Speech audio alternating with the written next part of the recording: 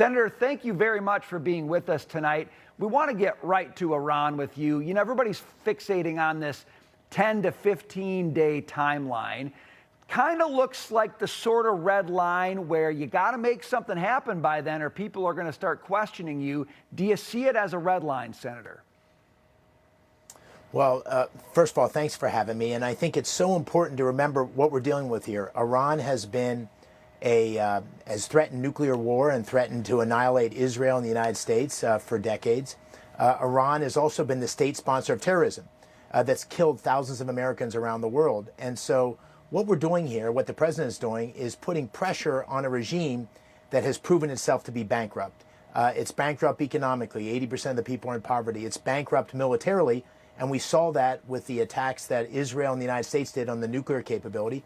And we see the biggest demonstrations in modern history on its streets. It's lost credibility with its people. And what the president's trying to do is tighten the noose, put added pressure on Iran to ensure that we have a regime change that allows the people of Iran self-determination and stops this horrible support of terrorism throughout the Middle East against Western allies and against the United States. Senator, I have a question about the show of force and what we're seeing amassed there on Iran shores. Is this more of a threat and saber rattling to the theocratic bastards who want to do great harm to the West? Or is it more a show of support to people who have taken to the streets to topple the Ayatollah?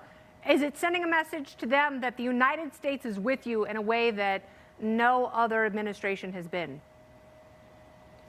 Yeah, it's both. I mean, what I think this president has shown that when he says he's going to use military force if certain things don't happen, he has shown himself to be willing to use it and use it very surgically and strategically with great competence. That's what happened with the attacks on the nuclear weapons in Iran. That's what happened with Venezuela.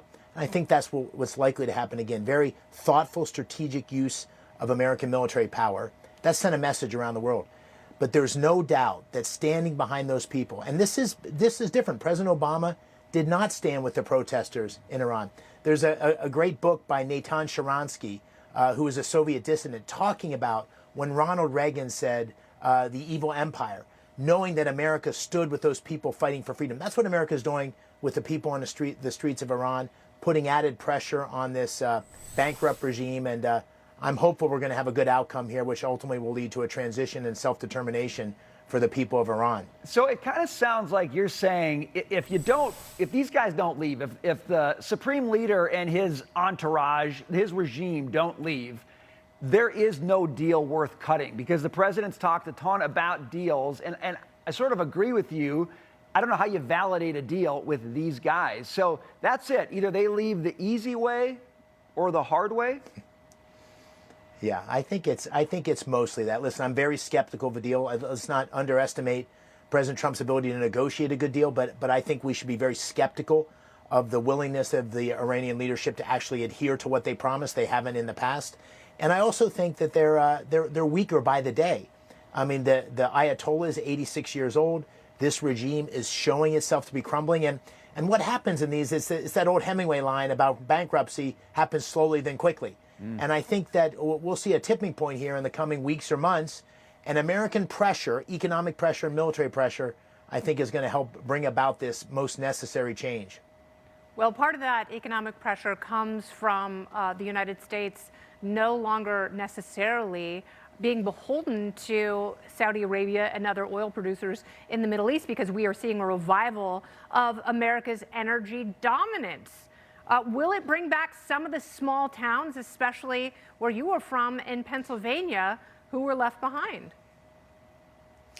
It's happening. I mean, it is so exciting. Energy dominance matters for America, but it really matters for Pennsylvania. We're the fourth largest natural gas reserves in the world. We're the second largest energy exporter.